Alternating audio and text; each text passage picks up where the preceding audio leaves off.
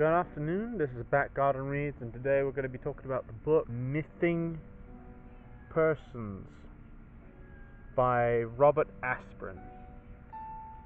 I think anyone can tell by the author's name that this is a comedy book by someone with a pseudonym.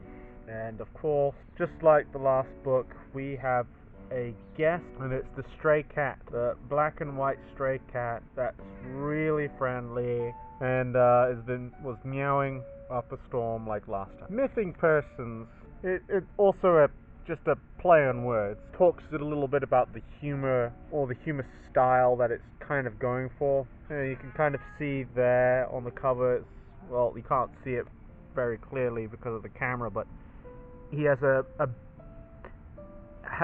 bag of bagels that he's sharing with his dragon and this demon called which is a pervect, and quite often accidentally confused as a pervert. That's just how the book is. One thing I find about the book is that it's not exactly laugh out loud funny. It's not exactly that funny in general, especially when you compare it to the likes of Hitchhiker's Guide to the Galaxy, Douglas Adams, or the late great Terry Pratchett and his Discworld. It definitely doesn't compare in the humor. Definitely doesn't compare. However, it's serviceable. If you really like humor books, I would say you should definitely give this a try. Otherwise, if you find that humor books aren't really your speed, then this may not work for you. But that is ultimately assuming that it's going to be available. It could very well be no longer in print, and so far a lot of the books that I have been reviewing have not had a great print or a recent print run. It is unfortunate because there are some good books there,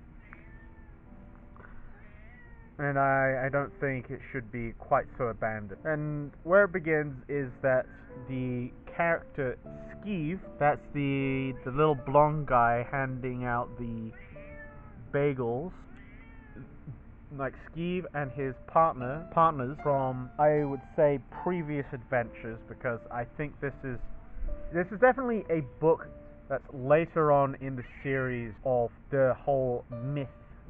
In the side here is another fine myth, myth conceptions, myth directions, hit or myth. This one, Missing Persons, Myth Inc. Link. And I know that there's a few other books, and I think there's a compendium called Myth Adventures. I think it is. I'm not sure. And here comes the big boy. And one of the main things about this book,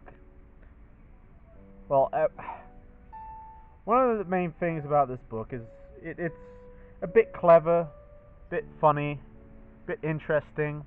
However, it does unfortunately kind of reference quite a lot of our real world things, like the Red Cross for one, which is kind of removes a bit of the fantasy of it. And then there's also talk of telephones and everything like that, which can be a bit weird. It feels kind of like a kitchen sink sort of fantasy. It's definitely not on the same level of the style of world like Terry Pratchett, where the very first tourist going along Ankh-Morpork, so on. And part of the humor is the funny fact of just something that's not exactly standard, and it plays on with those tropes. Yeah, this references several non-fantasy things, and at times it uses the language that is very modernistic and is not exactly the fantasy sort of language. It feels like it's someone from the 80s or the 90s in a fantasy, transposed into a fantasy world, in which then they have these weird sorts of adventures. That's what it feels like. That can be very hit or miss for some people. I could completely understand why just that alone you might be whatever. But if you give it a shot, it's pretty decent. Part of the whole plot is that they're in this dimension filled with these people called the Devilles, which are devils. However, in this world, they actually prefer, like, that's kind of like a mispronunciation of their names, and it's actually Devils, like Deveeel, Devils. Kind of an underwhelming thing, and it treats them as just like regular people, which, you know, can be pretty interesting. In a way, it seems like one of those things that you would have in D&D, or like a role-playing game, like tabletop role-playing game, where there can be like these weird things, and like the people are very quick-witted or very modern, and it's the characters not exactly meta commentary, but can be very self-aware, and that's what it feels like, which is pretty interesting because I know that there's a lot of TSR published books, which I have one or two with me. That one or two is like of a series that's like kind of incomplete, really.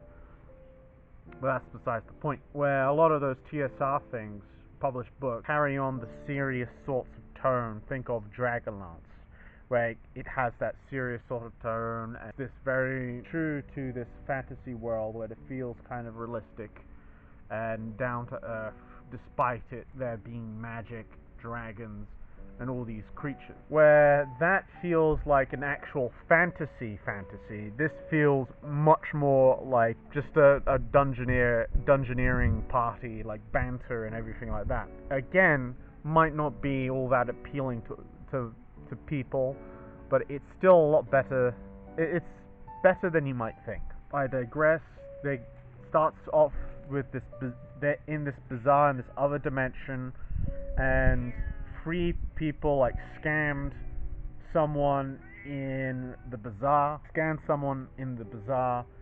and they used his bazaar shop, to travel into another dimension, a vampire dimension. Kind of funny in the way that it's like all the vampire legends that you know of are actually false, in the way that just like a tiny percentage of the vampires actually are like that, are these blood-sucking monsters that will just kill you and drink you dry and whatever, and they're just regular old people otherwise, and that they're actually kind of terrified of humans. Kind of a interesting concept. Well, to my knowledge, it's not really done much, and it's the same with werewolves too. Like, werewolves are basically just regular old people, which again has this feel of this down-to-earth D&D tabletop feel to it. But they go on this wild goose chase to liberate their friend, who